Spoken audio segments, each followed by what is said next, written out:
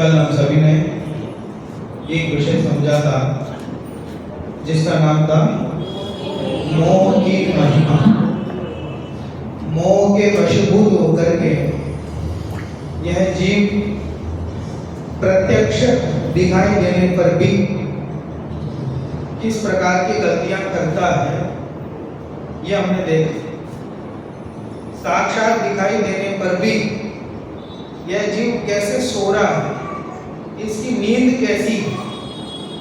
कई बार ऐसा होता है व्यक्ति सो रहा है और उसे उठाया, चलो प्रवचन में चलो, कक्षा में चलो, बच्चे बताते हैं, कई बार नहीं आता।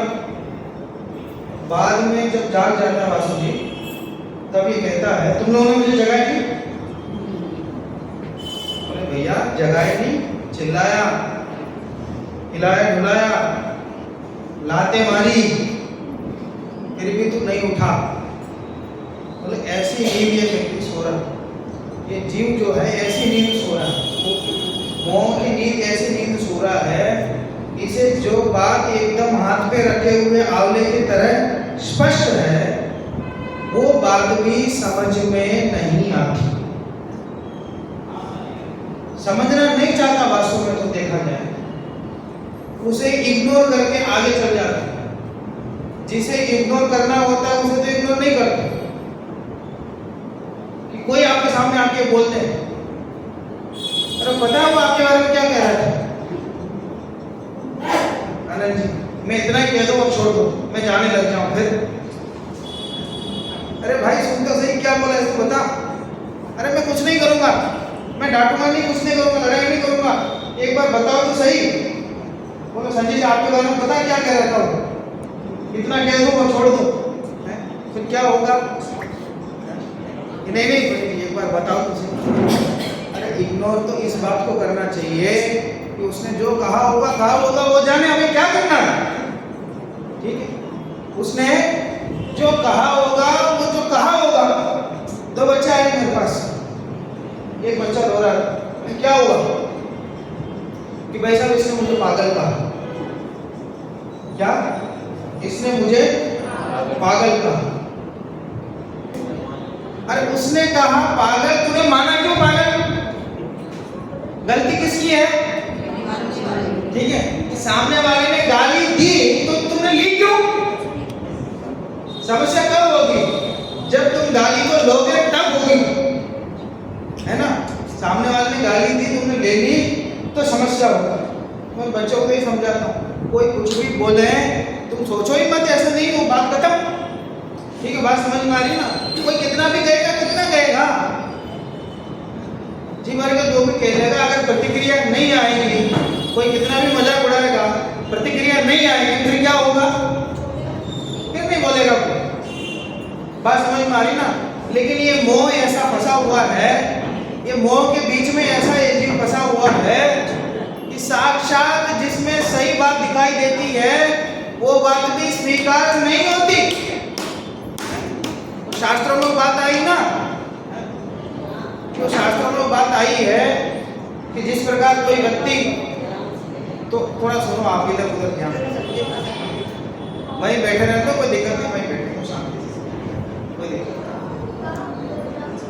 कि शास्त्र में जैसे बताया, जैसे कोई व्यक्ति पेड़ में से लटका हुआ है, वो डाल को पकड़ करके लटका हुआ है और नीचे से उस पेड़ को हाथी हिला रहा है, किसी भी समय गिरा सकता है।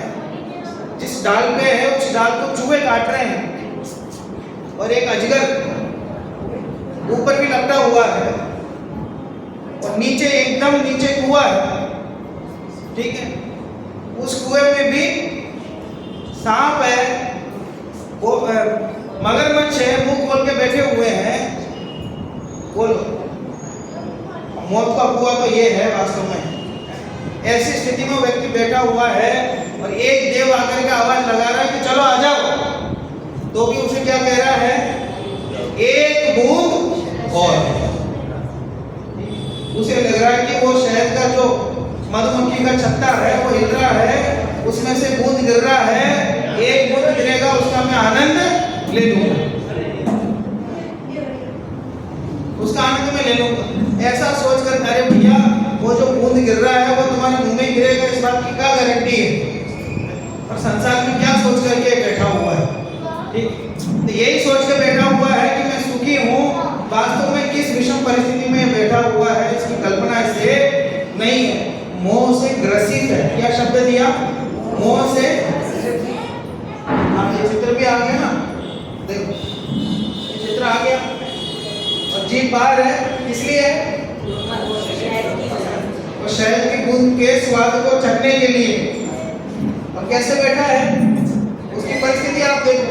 ऐसी परिस्थिति में उसे शहद की बूंद की बज रही है, सूझ रही है, उसके प्रति रुचि है, उसकी जो आपत्ति है वो नहीं देख रहा। वैसे ही तो भय त्यागी, क्या वो बोलते हैं ना पंक्ति, भय त्यागी बिलाव दूध पी में आपदा नहीं देखता। ये मोह के कारण ये अपने ऊपर जो आपत्ति उसे नहीं देखते।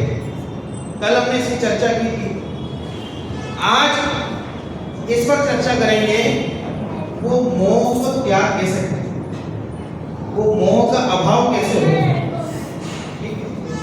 मंगलाचरण में मैंने बोला था, तत्वार्थ को जो जानते प्रत्यक्ष या जिन शास्त्र से दृग मोह क्षय हो, इसलिए स्वाध्याय करना चाहिए। मेरे स्वाध्याय करना चाहिए कि मोह का नाश कैसे होगा। अनादिकाल से जो मोह चढ़ा हुआ है, जिसकी वजह से हम संसार में परिभ्रमण कर रहे हैं, अपना दुख हमें दिखाई नहीं देता, ये आपत्ति हमें दिखाई नहीं देती, तो ऐसा जो मोह कैसे नाश होगा? स्वाध्याय से होगा, शास्त्राभ्यास से होगा, शास्त्र के पढ़ने से होगा। वो पंक्ति तो आपने सुनी होगी, बिन जाने ते दोष गुणन को कैसे तजिए कहिए। ठीक है, अब देखो हम सब संसार में हैं, ये तो तय है कि नहीं? अरे कुछ तो बोलो ना। हम सब संसार में हैं और संसार से पार होना है। ठीक है, संसार से पार होना कैसे होंगे? किसी भी काम को, हम दिल्ली में, दिल्ली से जयपुर जाना है तो वो जाने का उपाय तो कुछ ना कुछ होगा ना, जाने का तरीका तो कुछ ना कुछ होगा ना, वो तरीका जानना पड़ेगा ना। उस तरीके को जाने बिना आप गाड़ी लेके निकल जाएंगे तो कहीं भी पहुंच जाएंगे। ठीक है, कहीं भी पहुंच जाएंगे। तो किसी भी कार्य को संपन्न करने के लिए कोई विधि होती है ना, तो संसार से मुक्त होने के लिए जो विधि है, वो विधि क्या है? वो कह रहे हैं वो स्वाध्याय है, वो शास्त्राभ्यास कि बिन जाने ते दोष गुणन को कैसे तजिए कहिए, कि बिना जाने दोष क्या है, गुण क्या है, अच्छा क्या है, बुरा क्या है, कैसे पता चलेगा? कि जानकर ही पता चलेगा ना, बिना जाने कैसे पता लगेगा? तो वो जानने का काम क्या है? उसका नाम स्वाध्याय। कि पढ़ने से, शास्त्राभ्यास करने से पता लगता है कि सही क्या है, गलत क्या है। तो सही गलत का ज्ञान हो जाएगा, जो सही है उसे ग्रहण कर लेंगे और जो गलत है उसका त्याग कर लेंगे। बात सामान्य समझ में आ गई ना, ज्यादा कठिन तो नहीं है ना। तो सही गलत का ज्ञान हो जाएगा तो सही सही जो है उसको हम ग्रहण कर लेंगे, जो गलत है उसको छोड़ देंगे। पर पहले जानना तो पड़ेगा, सही गलत क्या है उसे जानना तो पड़ेगा ना। अभी महिलाएं सब्जी लेने जाती हैं, अब वो टमाटर के ठेले में खड़ी है, 1 किलो टमाटर चाहिए, उसको बोल दिया दुकान वाले को, और वो 1 किलो टमाटर भर के दे दें थैली में, लेके आ जाएंगी महिलाएं। जब एकदम सारे टमाटर अच्छे लग रहे हो तो भी, सारे के सारे टमाटर अच्छे लग रहे हो तो भी ऐसे ऐसे लेके आ जाएंगे क्या? नहीं आएंगे। कि जब तक अपने आंख से देख नहीं ले कि सही क्या है, गलत क्या है, किसे ग्रहण करना है, तो तब तक उसे नहीं ले गया। तो वो जो विधि है वो बहुत जरूरी है। बड़े पंडित जी बहुत सुंदर पंक्तियां हैं। इस दुष्म भीषण काल में जिन देव का जब हो विरह, तब मात सम उपकार करते शास्त्र ही आधार। तो शास्त्र ही आधार है कि इस पंचम काल में कोई शंका हुई तो साक्षात तीर्थंकर तो है नहीं कि जिनके पास जाके बैठ करके हम समझ लें। और इतना पुण्य नहीं है बुद्ध आचार्य जैसे कि विदेश क्षेत्र जाकर के वहां श्रीमंत भगवान के दर्शन करके वहां दिव्य ध्वनि श्रवण कर ले। क्या उपाय है? बोले शास्त्र इन्हें पढ़े कि भगवान के अभाव में उनकी कही हुई बात आज भी विद्यमान है, दुखी होने की आवश्यकता नहीं। इसलिए शास्त्र अभ्यास करने से उस मोह का नाश होगा। कल के बारे में जिसके बारे में हम बात कर रहे थे, ठीक है, ऐसा शास्त्राभ्यास। वो शास्त्राभ्यास क्या है, क्या क्या करना शास्त्राभ्यास, और शास्त्राभ्यास की महिमा क्या है, उसकी चर्चा हम कर रहे हैं। एक बार आप देखो, शास्त्राभ्यास के अनेक अंग हैं, ठीक है, अनेक अंग हैं। कि पढ़ना लिखना, कि पढ़ते हैं और लिखते हैं। आज जहां गए थे ना 5-7 साल की बच्ची सुदीक्षा, वो अपने मुख्य बिंदु की डायरी लेके आई। वो किसी शिविर में गई, अपने मुख्य बिंदु की डायरी ले आई। वो पूरी डायरी में उसने लिख रखा मुख्य बिंदु, प्रवचन सुन करके, प्रवचन सुन करके लिखा हुआ है। लिखना भी स्वाध्याय है। लिखना माने आपको पुस्तक लिखने की बात नहीं कह रहे हैं कि आपने सुना और सुन करके लिख लिया। हम बच्चों को सबको वहाँ स्मारक में अनिवार्य करते हैं कि डायरी पेन लेकर बैठना, प्रवचन में बैठना तो डायरी पेन लेकर बैठना, ऐसे नहीं बैठना। सब लेके बैठते हैं, सब नोट करते हैं उसमें आई हुई बात, क्योंकि ऐसे ही बैठते हैं तो बातें तो यही रह जाती हैं, ठीक है। वो तो सब बच्चों के लिए है, बड़ों के लिए नहीं है। अरे सबके लिए है, कुर्सी वालों के लिए खास कर बात समझ में आ रही ना। तो अपन क्या सोचते हैं कि साहब हम तो निवृत्त हो गए। ये जिनवानी पढ़ने वाले कभी निवृत्त नहीं होते, प्रवृत्त होते हैं। क्या? जिनवानी पढ़ने वाले कभी निवृत्त नहीं होते, प्रवृत्त होते हैं। एक नोटबुक तो अपने हाथ में हमेशा रहना ही चाहिए। कोई बात अच्छी आई तो नोट करके रखो, कोई बात समझ में नहीं आई तो नोट करके रखो, इसके बारे में चर्चा करनी है, ठीक है। आप ये देखो, आप में से सबकी तो दुकान होती है, अधिकतर सबकी दुकान है, ठीक है। दुकान का हिसाब किताब रख दोगी नोटबुक में, दुकान का हिसाब किताब रख दोगी नहीं, ठीक है। कितने माल लेके आए हैं, घड़ी, हाँ ठीक है, कह रहे घड़ी घड़ी रखते हैं। कितना माल लेके आए, कितना बेचा, कितना बाकी है, किसको कितना पैसा दिया और किसने क्या कहा, सब नोट करके रखते हैं कि नहीं? क्यों नोट करके रखते हैं? अरे भैया नोट करके रखेंगे तो दुकान कैसे चलेगी? ऐसे तो किसी को दे देंगे, कोई भी ले जाएगा। वो तो नोट तो होना चाहिए ना। और प्रवचन में नोट क्यों नहीं? यहां क्या सोचते हैं, ये तो ऐसे चल जाता है। वहां तो ऐसा लगता है दुकान कैसे चलेगी, हिसाब किताब तो चाहिए। अरे संसार मार्ग का हिसाब किताब पूरा चाहिए और मोक्ष मार्ग का हिसाब किताब नहीं चाहिए। बात है ना कि पढ़ना, कि खुद पढ़ना और साथ में लिखना। मैं तो कभी भी कहता हूँ ग्रंथ लो तो बिना पेंसिल पेन के तो कभी बैठना नहीं चाहिए। ग्रंथ में ही लिखो, कोई दिक्कत, उसको नोट करके अपने साथ रख लो, ग्रंथ क्या दिक्कत है? हाँ ये भी बात सही है, ये भी सही, मेरी भी गलती हो गई, क्षमा चाहता हूँ। मनोज जी कह रहे हैं तो पहले दिन बोलना चाहिए था। कोई बात नहीं, जब जागो तब सवेरे, कोई दिक्कत नहीं। अभी भी अपना ले, कोई दिक्कत नहीं। तो अभी भी तो 2 प्रवचन 3 प्रवचन तो है ही, उतना ही कर लो, कोई दिक्कत नहीं है। पंडित जी मजा ले, सुधार के दिखा के दिखाओ आप, एक पेन एक कॉपी ला के दिखा दो आप, फिर हम मान जाएंगे। बोलो संभव है ऐसा? देखते हैं। तो पढ़ना लिखना, कि अकेले पढ़ने कोई स्वाध्याय समझने बड़ी समस्या है प्रमोद जी। लोग क्या समझते हैं, कोई पंडित आएगा, प्रवचन करेगा, हम जाके बैठ जाएंगे तो स्वाध्याय होगा। इसी का नाम स्वाध्याय। कब निकलेंगे सर्कल से बाहर? पंडित नहीं आएगा तो फिर तो स्वाध्याय पराधीन हो गया। कोई पंडित नहीं आएगा तो फिर तो स्वाध्याय नहीं होवे। बात समझ में आया? कि साहब वो तो आ गया ना, यूट्यूब आ गया, यूट्यूब से प्रवचन लगा देते हैं, घर का पूरा काम साथ में कर लेते हैं, घर का काम का पूरा याद रहता है और यूट्यूब में क्या चला कुछ याद नहीं रहता। दुकान में बैठते हैं, यूट्यूब में प्रवचन चलता है, कहते पंडित जी हम तो बहुत प्रवचन सुनते हैं। साहब कहाँ सुनते हो? दुकान में बैठ करके प्रवचन सुनते, चला देते हैं, प्रवचन चलता रहता है और हिसाब किताब चलता रहता है। कि साहब मैं पूछता हिसाब किताब में कोई चूक तो नहीं करते हो?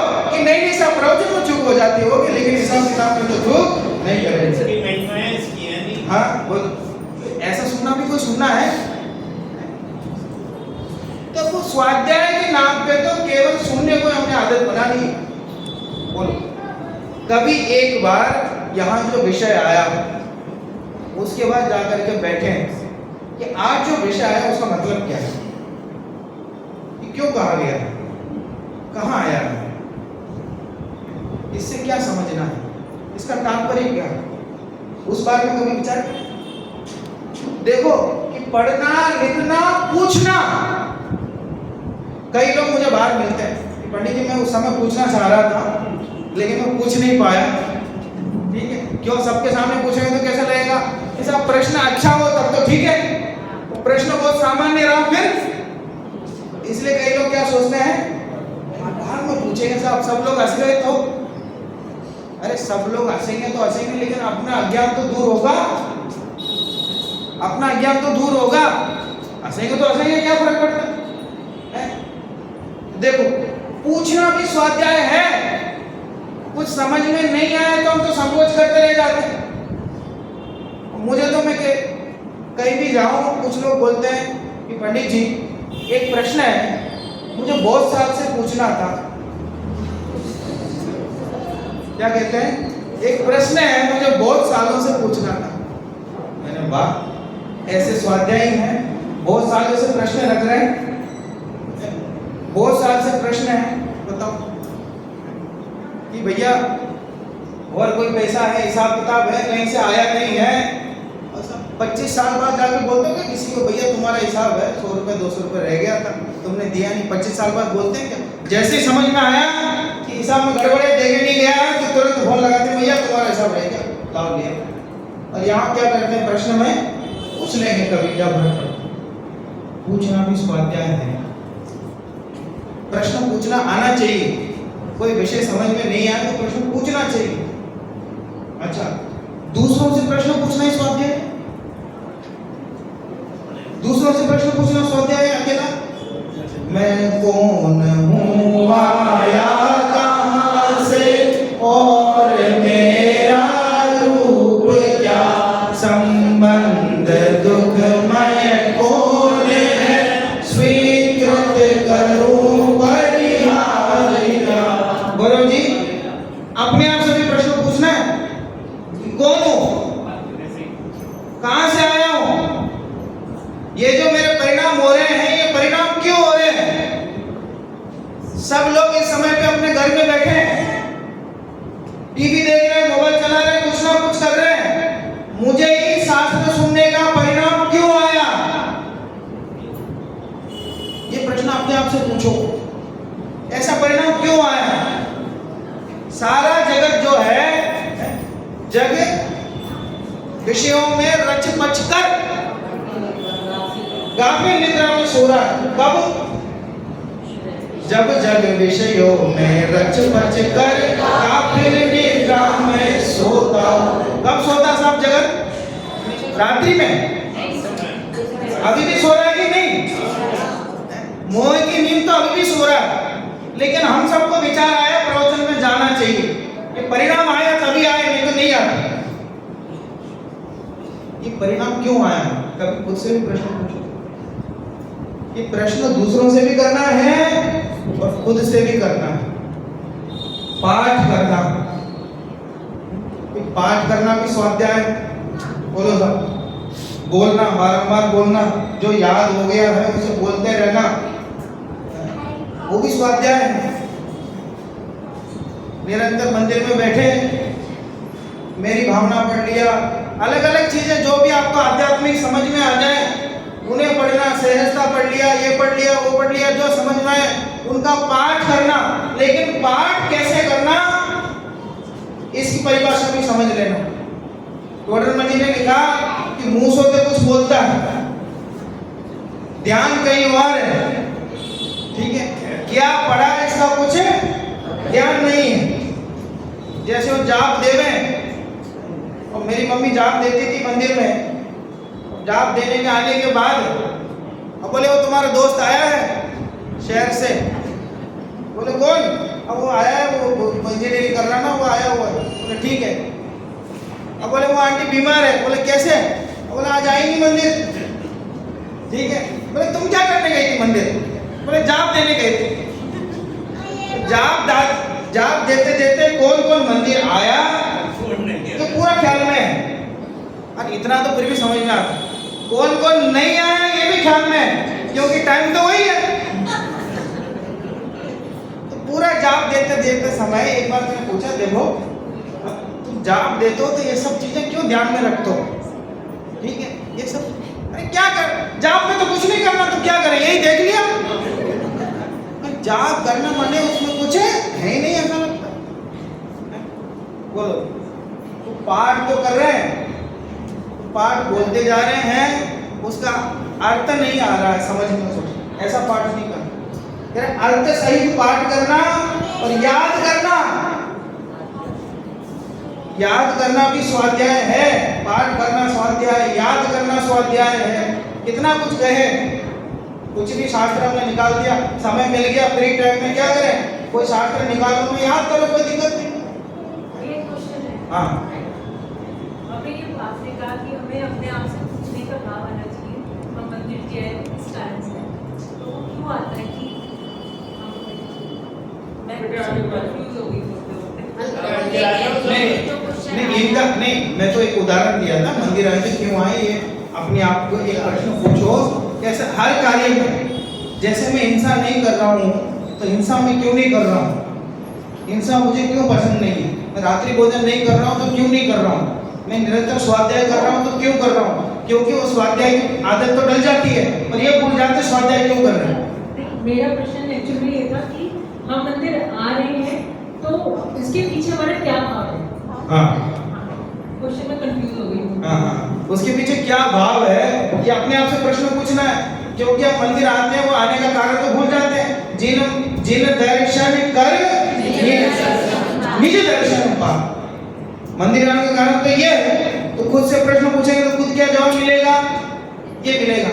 क्योंकि अगर और कोई उद्देश्य से आ रहे हैं कि भैया किसी व्यक्ति से कोई काम हो मंदिर में मिल जाएगा इसलिए आए, ठीक है, तो अपने जो प्रश्न पूछा उसका उत्तर मिल जाएगा। और सही नहीं होगा तो अंदर से क्लिक होगा, यार नहीं इस कारण से तो नहीं जाना चाहिए। तो इसलिए मैं कह रहा हूँ वैसे खुद से प्रश्न पूछना चाहिए। याद करना वो भी स्वाध्याय है, चिंतन करना स्वाध्याय। बोलो सब स्वाध्याय भवन में ही स्वाध्याय हो सकता है क्या नरेश जी? रात्रि 2 बजे आपको नींद नहीं आ रही है, चिंतन चल रहा आराम से, बोलो वो स्वाध्याय है कि नहीं है? अपना चिंतन चल रहा है, वो स्वाध्याय है कि नहीं है? आराम से लेटे हैं, नींद नहीं आ रही है, विचार कर रहे हैं, एक द्रव्य दूसरे द्रव्य का कर्ता धर्ता नहीं है, ये जगत की व्यवस्था कितनी अच्छी है, कोई इसका कर्ता धर्ता नहीं है, सभी द्रव्य अपने आप से संचालित हो रहे हैं, विचार कर रहे हैं, स्वाध्याय नहीं है? यही है पूरा स्वाध्याय। स्वाध्याय यही है, सबसे बड़ा चिंतन करना सबसे बड़ा स्वाध्याय है। चिंतन करना सबसे बड़ा स्वाध्याय है, लेकिन उसको तुम स्वाध्याय मानते ही। एक दिन प्रवचन में नहीं आए, बोलो पूनम जी भाई साहब, एक दिन प्रवचन में नहीं आए, उस दिन क्या कहते हैं कि साहब आज स्वाध्याय नहीं हो पाए, ऐसा कहते हैं ना। एक दिन स्वाध्याय नहीं हो पाए तो क्या कहते हैं, आज स्वाध्याय नहीं।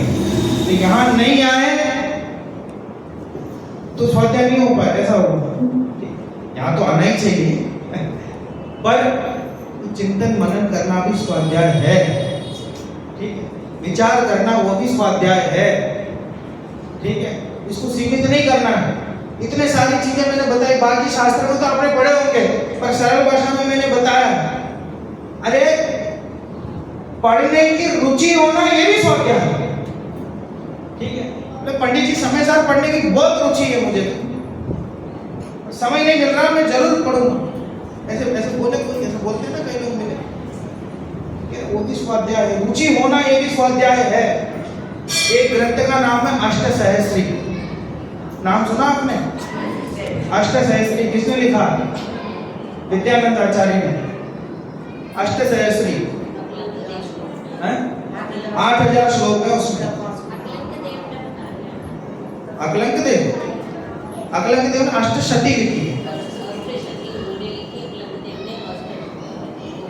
अष्टसहस्री विद्यानंद जी में, ठीक है ना? अष्टसहस्री है ना? हाँ, अष्टसहस्री उन्होंने लिखी है। बहुत जटिल है उसकी भाषा, विषय वस्तु भी बहुत जटिल है, इसलिए लोग उसको बोलते हैं अष्टसहस्री। लोग क्या बोलते हैं? अष्टसहस्री। वर्णी जी तो गणेश प्रसाद जी वर्णी थे, उन्हें मन में तीव्र इच्छा हुई उस जमाने में कि अष्टसहस्री पढ़ना है। चलो क्या, तो वो तो अपने परिवार से अलग हो गए, तो वो अलग कहानी है, मैं आपने सुनाऊंगा। तो कुछ रुपया लेकर के, एक लोहे की पेटी लेकर के, अष्टसहस्री लेकर के, किसी ने उन्हें बताया कि यहाँ से आप बनारस चले जाना, वहाँ बहुत ब्राह्मण विद्वान रहते हैं, वो आपको अष्टसहस्री पढ़ा देंगे। यहाँ तो कोई नहीं पढ़ा सकता संस्कृत। ठीक है, 80-100 साल पहले की बात बता रहा हूँ। वो बनारस चले गए, वहाँ से कोई साथ नहीं था। उस समय के साधन कैसे थे आप जानते हैं?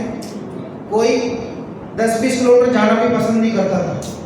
उस जमाने में वहाँ मध्य प्रदेश से लेकर के बनारस को चले गए। वहाँ जैसे जैसे कोई व्यवस्था मिली, और उनका एक नियम था कि जैनी व्यक्ति के हाथ से बनाया हुआ भोजन ही करूँगा, वो नियम था। तो भोजन भी खुद उनको बनाना पड़ता था। तो वो वहाँ बनारस गए।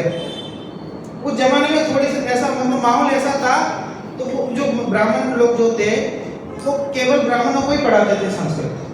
बोले ये जैनों को नहीं पढ़ा सकते, बोले वो भ्रष्ट कर देते हैं, ऐसा उनकी मान्यता थी। उस समय ऐसा चलता था।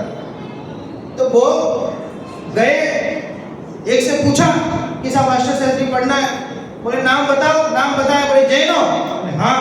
बोले हम नहीं पढ़ाए। ठीक है, चले जाओ यहाँ से। ठीक है, आ गए। ऐसे कर करके रोज 2-4 घर में जाते जाते सुधीर जी 2 महीने हो गए। कितने घर हो गए उनके? सोचो, इतने घर हो गए। सबने मना कर दिया, नहीं पढ़ा सकते। ठीक, 2 महीने हो गए। खाने पीने की व्यवस्था सब आप सोच लो क्या व्यवस्था हो। और एक व्यक्ति ने मना कर दिया होता तो हम क्या करते? जाओ भाड़े में, क्या करना, नहीं पढ़ाता हूँ।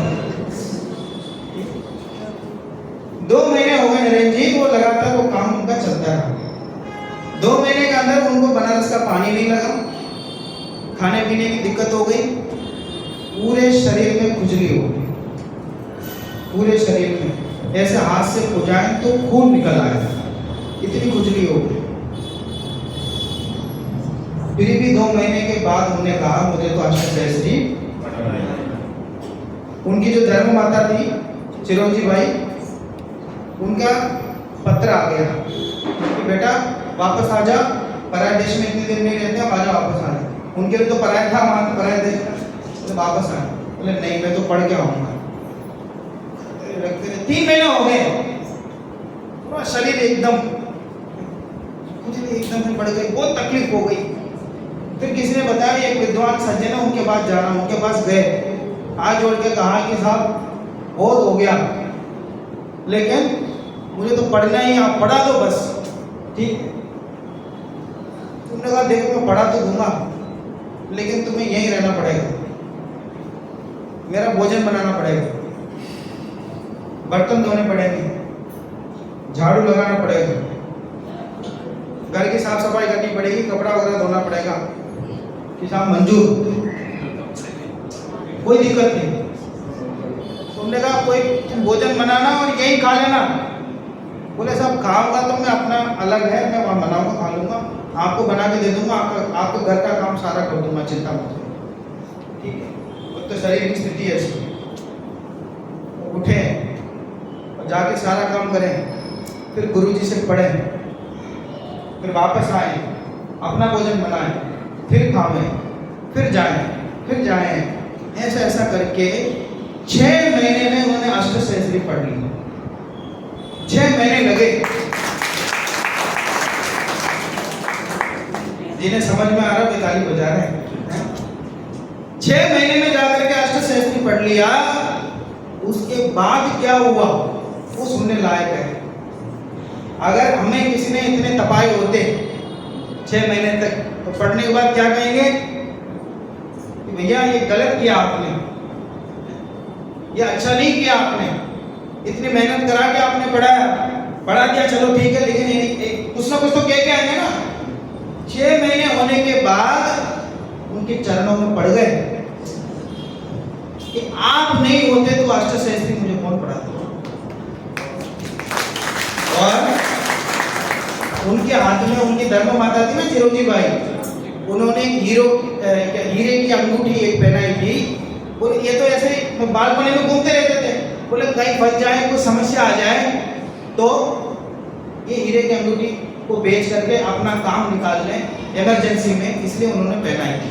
उन्होंने कहा था कि इसको कहीं भी इसका उपयोग मत करना।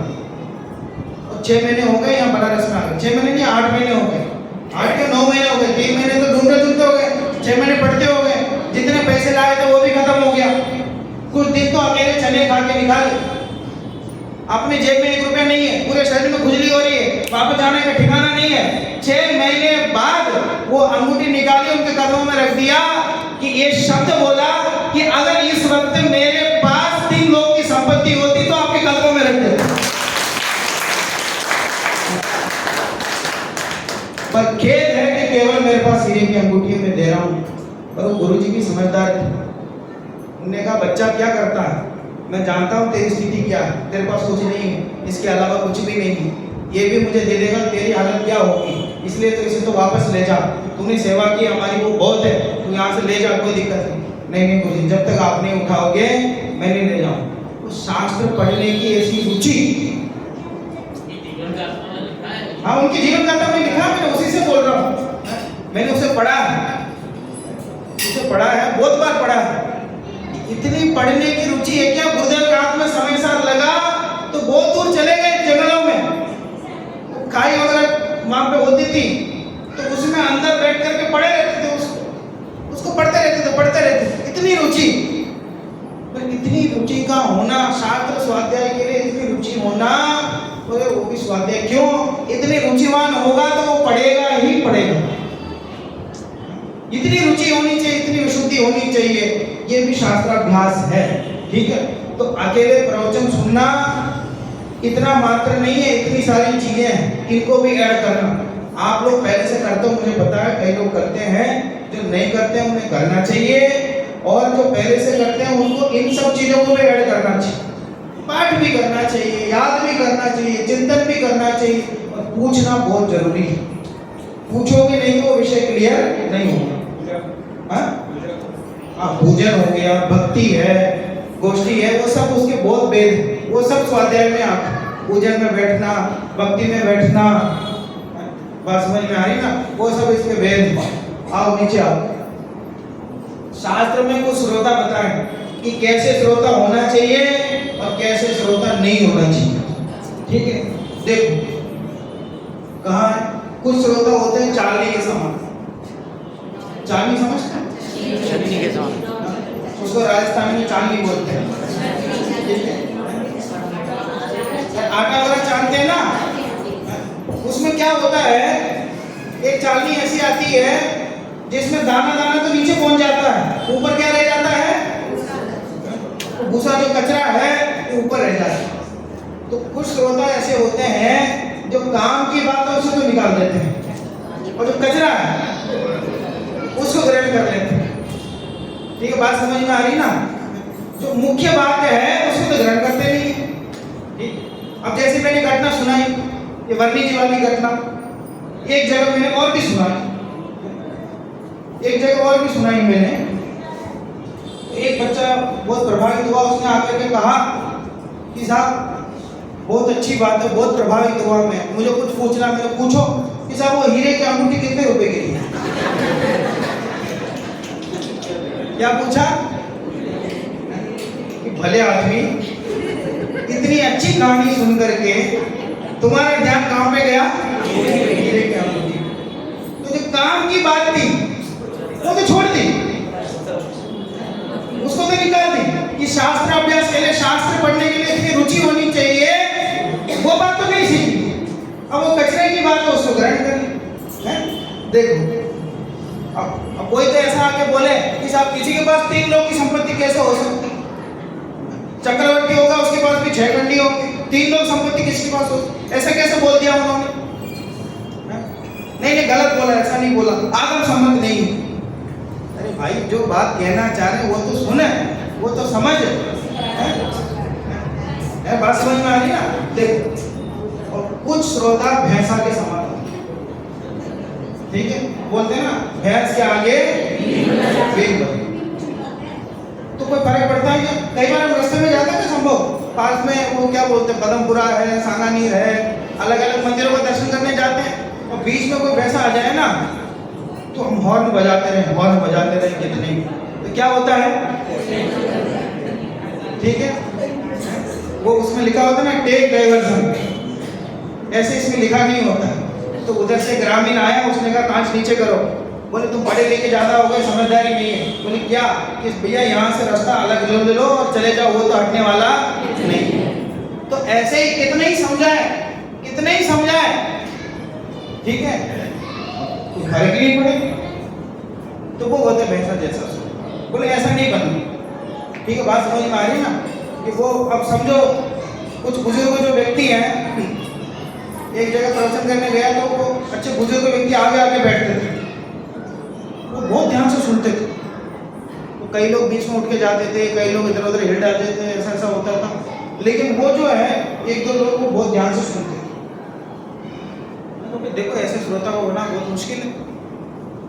तो प्रवचन पूरा हुआ, फिर उन्होंने कहा हो गया प्रवचन? हमने कहा हो गया। हो गया माने क्या? आपको पता नहीं था प्रवचन हुआ? तो आगे बैठने के बाद कुछ तो हो गया प्रवचन, और पता है सुनाई नहीं दे रहा, सुनाई नहीं देता। बैठे हैं लेकिन कुछ सुनाई तो पड़ नहीं रहा, और बैठने के बाद पता चला प्रवचन हो गया। तो बोले ऐसे तो उस तरफ ध्यान ही नहीं है, क्या चल रहा है क्या नहीं चल रहा है, वो शांति से अपने में मस्त है। तो कह रहे वो ऐसे। आगे देखो तोता, तोता तो आपने बहुत सुना होगा, तोते का उदाहरण तो बहुत सुना होगा, ठीक है। तो तोता रहता है, अब वो जो उसका मालिक था उसको सिखा के गया था, देख मैं बहुत दिन के लिए बाहर जा रहा हूँ और यहाँ आसपास शिकारी बहुत है, ठीक है, तो ये ध्यान रखना, शिकारी आएगा, जाल बिछाएगा, दाना डालेगा, फंसना मत, ठीक है। बोले ठीक है? बोले हाँ ठीक है। सुन लिया? बोले हाँ सुन लिया। समझ लिया? हाँ समझ लिया। तो बोलो क्या करना है? शिकारी आएगा, जाल बिछाएगा, दाना डालेगा, फंसना नहीं। बोले चलो उसको याद हो गई, बहुत अच्छा। फिर जाने लग गया, जाते जाते फिर एक बार पूछा याद तो ना? बोल क्या बोला? शिकारी आएगा, जाल बिछाएगा, दाना डालेगा, फंसना नहीं। याद हो गई। और वो बाहर गया, काम वाम निपटा के आ रहा था और दूर एक शिकारी अपने कंधे पे जाल डाल करके जा रहा था, उसमें तोता फंसा हुआ था। वो तोते से आवाज आ रही थी। क्या आवाज आ रही थी? शिकारी आएगा, जाल बिछाएगा, दाना डालेगा, कितना अच्छा तोता है। फंसने के बाद भी इस लाइन को नहीं बोला उसने। अरे फंसने के लिए थोड़ी वो लाइन उसने याद कराई थी, ठीक है। ऐसे जिनवानी सबने याद कर ली ये बातें कि एक द्रव्य दूसरे द्रव्य का करता धरता नहीं है, कोई किसी का करता धरता नहीं है, ये बातें याद हो गई और दुखी होते हैं और कहते हैं एक द्रव्य दूसरे द्रव्य का याद कर लिया। और ऐसा श्रोता नहीं होना। बिल्ली का उदाहरण दिया, बिल्ली जैसा श्रोता नहीं होना। कि बिल्ली जैसा श्रोता क्यों? कि जैसे बिल्ली होती है उसका ध्यान किस पे रहता है? शिकार पे रहता है, जिसे उसे खाना है उसके शिकार पे रहता है। वैसे ही कुछ श्रोते ऐसे होते हैं वो जो उनको जो सुनना उसी में उनका ध्यान जाता है। बात समझ में आए ना? वो पहले से अभिप्राय लेके आते हैं उन्हें जो सुना वही सुनते हैं, हमें जो सुना था वो नहीं सुनते। बात समझ में पहले ही दिमाग में लेकर के आ जाते हैं, इसी के बारे में सुनना, ये इसी के बारे में, ठीक है। तो अभिप्राय लेकर के नहीं सुनना, वक्ता की बात पहले सुनो फिर समझो, पहले से सोच के मत ना हमें तो इसी के बारे में सुनना है, ठीक है। डांस, मच्छर, कुछ श्रोता मच्छर जैसे होते हैं, वक्ता को बहुत काटते हैं। कुछ श्रोता जो है वो मच्छर जैसे होते हैं, वो वक्ता को बहुत काटते हैं, वो पूरा मौका देखते रहते हैं, जैसे वक्ता थोड़ा सा कुछ गलत बोले, कुछ बोले तो तुरंत काटते हैं उसको, ठीक है। तो उनका काम क्या रहता है, केवल वक्ताओं को बस ये ऐसा नहीं है, ये नहीं है, वो नहीं है, ऐसा करके वक्ता को नीचे दिखाना, बोले ऐसा श्रोता नहीं बनना, है ना। चलो आगे क्या, बकरा। बकरा के लिए कहा कि बकरे को जिस प्रकार कितने चित्र फूले लगाओ, कितने सेंट लगाओ तो भी वो उसमें से बदबू तो आएगी आएगी, ठीक है।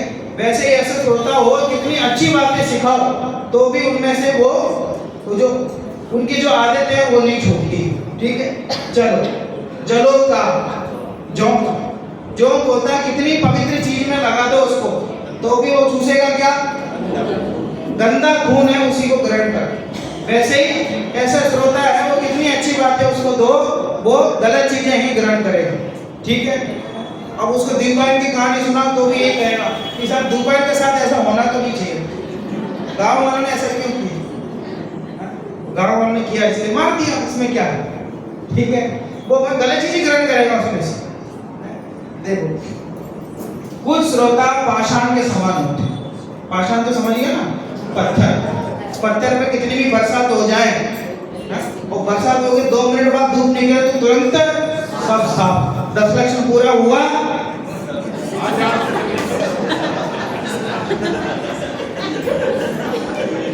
बोलो बोलो, अरे धर्म अच्छी चीज है कि नहीं है, धर्म अच्छी चीज है कि नहीं है। अगर अच्छी चीज है तो केवल 10 दिन ही क्यों, ठीक है। अगर इतनी अच्छी चीज है तो 10 दिन ही क्यों। कोई दवाई बहुत अच्छी है तो बोले एक बार लेने से सही हो जाएगा, इस साल में 10 दिन में ले लो तो रोग ठीक हो जाए, ऐसा हो सकता है। प्रतिदिन लेके तभी सही होगा ना, एकदम पाषाण जैसे फिर साफ हो गया एकदम। बोले ऐसा श्रोता नहीं होना, किसके जैसे होना है। देखो ऐसा नहीं होने के लिए बहुत सारे उदाहरण हैं, ऐसे होने के लिए 2-3 ही है। देखो मिट्टी जैसे श्रोता हो, कच्ची नहर होती है ना, एक तो पक्की नहर होती है सीमेंटेड, और एक कच्ची नहर होती है जो मिट्टी से होती है। कच्ची नहर से पानी निकलता है और पानी निकलने के बाद भी उसमें कीचड़ उसमें वैसे बना रहता है और पूरे पानी को नहीं छोड़ता, पानी को सबसे पहले ऑब्जर्व करता है फिर उसके बाद पानी को जाने देता है। और सीमेंटेड जो नहर है वो क्या है, वो ऑब्जर्व नहीं करता, वो ऐसे ही निकाल देता है। तो कच्ची नहर बनना है तो जिनवानी सुन करके ऑब्जर्व करना है, उसको ग्रहण करना है, ठीक है। और आगे हंस जैसे, हंस जैसे कैसे, पानी और दूध दोनों मिला हुआ हो तो उसमें से केवल दूध को निकाले। तो वक्ता जो होता है, वक्ता भी हो सकता है, वक्ता भी हो सकता है। कभी कभी वक्ता को गुस्सा आ जाए तो वक्ता भी हो, ठीक है। तो उससे नाराज नहीं होना, हंस बन जाना, उसमें जो काम की बात है उसको ग्रहण करना, ठीक है। सब वक्ता एक जैसे नहीं होंगे, सबके अपने शौर्यम हैं, ठीक है। सब शास्त्र एक जैसे नहीं होंगे, सबकी अपनी अपनी बात उसमें आई है, काम की बात उसमें से ग्रहण कर लें, मुख्य बात प्रयोजनभूत बात उसमें से ग्रहण कर लें। हंस जैसा होना चाहिए, ठीक है। आगे कसौटी, कसौटी जैसे परीक्षा करना आना चाहिए। हर बात तो यूं नहीं कि आपने कह दिया हमने मान लिया। आनम तानम कछु न जानम सेठ वचनम प्रमाणम। कई लोग ऐसा कहते हैं कि पंडित जी हम तो ज्यादा दिमाग नहीं लगाए, हम तो ये मानते हैं आप जो कह रहे हो वो सही है, हमें तो इतने श्रद्धा में हमारा काम हो जाए, इतने श्रद्धा में तो पंडित को मोक्ष होगा, हमें नहीं होगा, ठीक है। वो जो सही कह रहे हैं वो सही क्या है उस पर भी हमको निर्णय करना है। तराजू जैसे परीक्षा करके ग्रहण करना है क्योंकि अब एक व्यक्ति आया कि साहब वो समय सार में पेट दर्द की दवाई लिखी है, वो बता दो। नहीं तो समय सार में पेट दर्द की दवाई कहाँ लिखी? बोले लिखी है। बोले आपने ढंग से पढ़ा नहीं है। नहीं साहब ऐसा नहीं है, मैंने भी पढ़ा ढंग से। नहीं लिखी है उसमें, मेरे पास जो समय सार है उसमें पेट दर्द की दवाई है। साहब लेके आओ, देखते हैं हमारे पढ़ने से कैसे रह गया। तो वो लेके आया, तो जैसे ग्रंथ बांटते हैं ना अपन किसी प्रसंग पे, कोई आयुर्वेद के कोई वैद्य होंगे, उन्होंने ग्रंथ बांटे होंगे। तो समय सार के पीछे में सबसे पीछे 2-4 पेज में पेट दर्द हुए तो उसके लिए अजवाइन, काला नमक, सर दर्द हुए तो ये वो, तो 8-10 चीजें 10 लगे तो ये 8-10 चीजें लिख करके पीछे चिपका दिया, ठीक है। और आगे नाम लिख दिया कि भैया हमारी तरफ से, हमारे परिवार की तरफ से, ऐसा लंबा चौड़ा नाम उसमें लिख दिया और समय सार भेंट कर दी। और किसी ने उसको पढ़ा तो आदमी पूरा एक अक्षर थोड़ी पढ़ता, पूरा पलटता, और पलटते उसको मिल गया कि सब किस दर्द के लिए क्या दवाई है, पढ़ा उसने, तो समय सार में पेट दर्द की दवाई लिखी है, ठीक है। और बाद में हमसे आके पूछे, वो बताओ साहब मैं भूल गया, हमने तो नहीं पढ़ा। परीक्षा प्रदानी होगा तो ये समय सार नहीं है, समय सार कहाँ खत्म हो रहा है, उसमें क्या वचन आया है, उसमें ऐसी बात आ सकती है क्या, अपना दिमाग तो लगाएगा, ठीक है। तो परीक्षा प्रदानी होकर कौन पुण्य की बात कर रहा है, कौन धर्म की बात कर रहा है, कौन पाप की बात कर रहा है, सब बातें ख्याल में होना चाहिए। कोई कुछ भी कह सकता है, किसी ग्रंथ में कुछ भी लिखा हो सकता है, उसको सही सही ग्रहण करके किससे हमारा हित है, दूसरों का हित किसमें है, इन सब बातों को समझ करके ग्रहण करना चाहिए, ठीक है। तो कसौटी है। और अगले तकड़ी तराजू के डांडी के समान होती है। तकड़ी जो होती है ना, तराजू के डांडा, उसकी डांडी जो होती है, कहाँ झुकना है उसको पता होगा, ठीक है। और दोनों तरफ बराबर वजन हो तो एकदम सीधा रहे, एक तरफ वजन कम हो तो झुक जाता है। तो वैसे ही संतुलन वाला श्रोता चाहिए। भैया जीवन में बहुत उदासीनता हो गई, जीवन में कोई मोटिवेशन नहीं है, वर्तमान योग पढ़ो, वर्तमान योग की कहानियां पढ़ो तो मोटिवेशन मिलेगा। आप जीवन में आचरण बहुत खराब हो रहा है, खाने पीने का विवेक नहीं है, उसका विवेक नहीं, तो क्या करो, चरणानी योग पढ़ो। कि जीवन में क्रियाएं तो बहुत हो रही हैं, प्रयोजनभूत क्या है ये पता नहीं चल रहा, द्रव्यान योग पढ़ो कि साहब मेरे पास समय है, प्रयोजनभूत पता, सब पता, समय है, कुछ अच्छा पढ़ना है, बुद्धि लगाना चाहता हूँ तो द्रव्यान योग पढ़ो।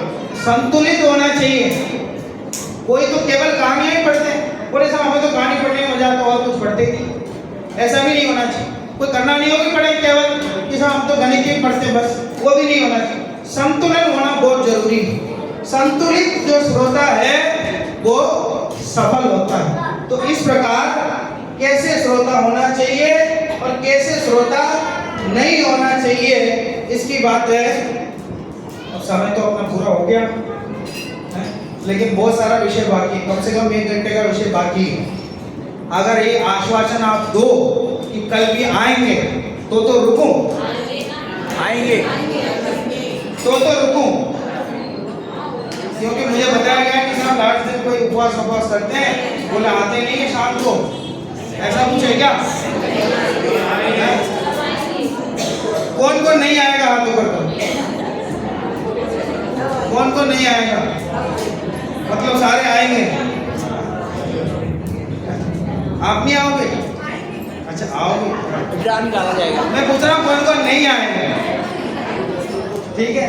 तो ये बहुत सारा विषय बाकी है, कल एक सेशन और अपन इसका करेंगे, पूरे विषय को पूरा